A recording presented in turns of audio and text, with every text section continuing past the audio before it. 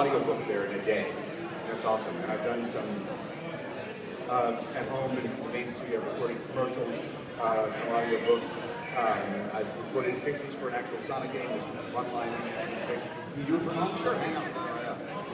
So that's also done very well. And again, at the country place, we've got spaghetti. So also very minimal investment. I think each one was about $100, $110 for the microphone. Laptop I already had.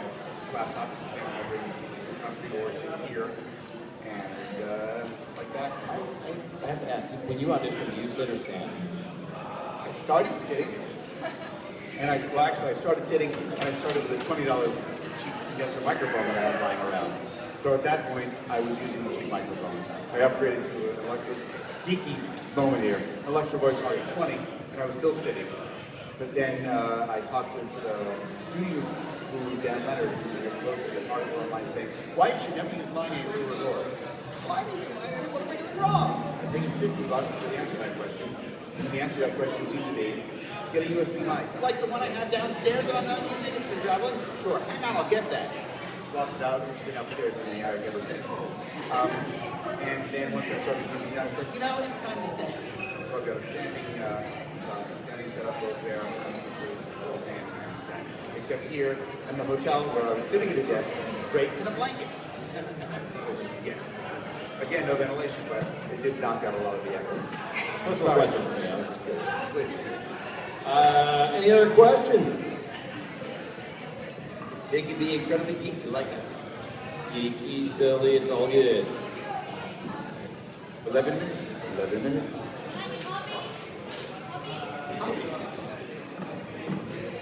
I have children now, I have no time. When I'm not performing with my children, I would listen to the police guy. Listen to the local fire brigade doing whatever they're doing. And before they made it illegal, I would listen to people's cordless phones because you could, and because there was no law against it. I learned a lot about my neighbors that way. Thank you. As far as hobbies, you know what? I need to take up more hobbies, hopefully ones like fishing or something like that. But on the weekends, I've got a pretty big group of friends. And we like to geek out and do stuff like get together and play kickball. Do you guys know what that is here? It's a big red ball, and it's like baseball. The only sport I can play. Yeah. and dodgeball and just stupid stuff like that. You know, just hanging out with my good friends, and that's pretty much. I think I need to get some good hobbies. What about you? Do you have hobbies?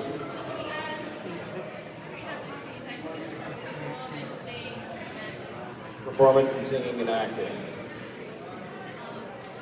Artwork. Can you draw? Not recognizably. Yeah. I've been signing a lot of photographs. People ask me to do the Eggman logo thing. It doesn't really look like it. Looks like. Yeah, exactly. Mine is more folk art, and it looks like the Eggman logo has been in a horrible accident. And also, I have my headshot that I send out, and someone asked. Two people now asked because I saw the first one online. He said, could you Eggman it up a bit? So I drew the mustache on my face and the goggles and the little colored glasses. So now two people made that request. Don't. I can't draw my way out of a wet paper bag. What's that? Favorite foods. We're getting this from When I'm getting a little older now, so I'm trying to eat healthier. I'll tell you, one of my favorite foods is my wife makes a goulash, brown turkey goulash that is insanely good, and her Brussels sprouts. Brussels sprouts, I know. If I was a kid, I'd be kicking myself in the tail saying something like that. But yeah, they were just amazing. I love stuff like ice cream and pizza and hamburgers and all that good stuff. But honestly, after I eat it, I'm like, oh god, what am I gonna do? You know. So I guess probably my wife's cooking. She's darn good cook. We've been on a barbecue kick lately. We start barbecue ribs. We have, especially at our place in the country, there are several good barbecue joints, open pit barbecue, where you stand in line and they just grill stuff up right in front of you. We've been through far too many of those lately. and also ice cream. In fact, last time I was here for Sonic was Summer of Sonic in 2011, and I was trying to get any fan who wanted to join me for ice cream social. So I had done some Googling to find out that you have both Ben & Jerry's and Haagen-Dazs located conveniently in Leicester Square. And according to the website, you've got flavors we don't have. So, hey, let's come for ice cream social. Yeah, not really, we'll go to the pub. Now ice cream! We never went for ice cream. This time we're here for a couple extra days. We've been for ice cream.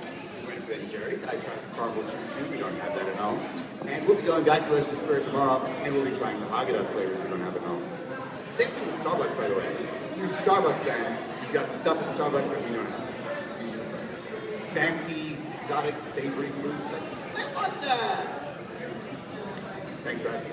I'm honestly I go to the gym, but it doesn't show. Good. Do you have to act it any of your lines in work? Do we have to, or do we get to? So I'd say honestly, sometimes you're really kind of stuck in the script. You have to stay on script, especially when it's ADR. There's not a lot of room to really move off of what's written. In other types, yeah, I mean you do have the freedom to ad lib, and I'll tell you what a lot of you don't know is that a big part of being a voice actor, the really fun stuff is this. But a big part of being a voice actor is, Kmart, lowest sale prices every time, doing advertisements. And so there are radio copy where you're supposedly it's a slice of life and it's a scene, but it's a radio advertisement. Those you can tend to have a little more fun with ad-libbing, and a lot of the times the director, or even when you're auditioning for it, they'll add you to add what's called a button to it. And you just ad-lib, stuff like that. So those can always be kind of fun to ad-lib. That and then blooper reels. Yeah. There's often room with dubbing for rewriting, because very often it's not been well adapted, either because the adapter is incompetent or because a mistake has been made in the translation. So then you can adjust it on the fly. But yeah, for dubbing, it's pretty much stick to the script. For games and such, I mentioned ad-libbing Sonic game to do the LAX curbside announcement. That was mostly for the benefit of the crew. They didn't use it. I didn't expect them to use it. But some of the more recent stuff I'm doing that is non-game related, there's more ad-libbing. And it's awkward because I've forgotten that ad-libbing is an option. Because so much anime stuff and scripted commercials that I've been doing, I forget that, sometimes ad-libbing is welcome. I'm good at improv and banter. Allow me. And a lot more of that stuff is creeping into the script. I think this gentleman right here has one. Yeah. Is this the first time you... Oh, Mike? Yeah.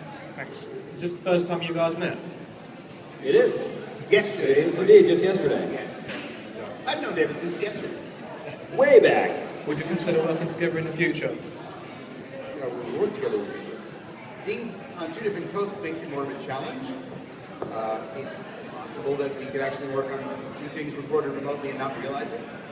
But it'd be a pleasure. Yeah, I certainly hope so. It would be great. And you said somebody over here, I think you were pointing? You changed your mind. Are you bashful? Okay. We got 5 minutes. We have time for one or two more questions. What's your favourite genre in voice acting? Do you enjoy more voice acting for games or audiobooks, or which one's your favourite?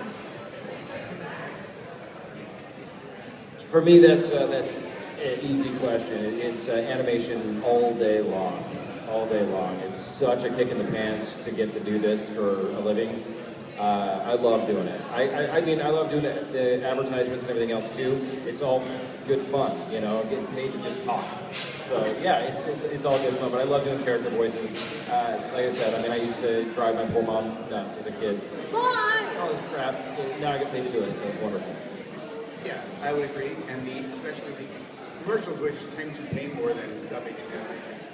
If it's a commercial that calls for a back character voice, there's the best book. Yeah, there you go.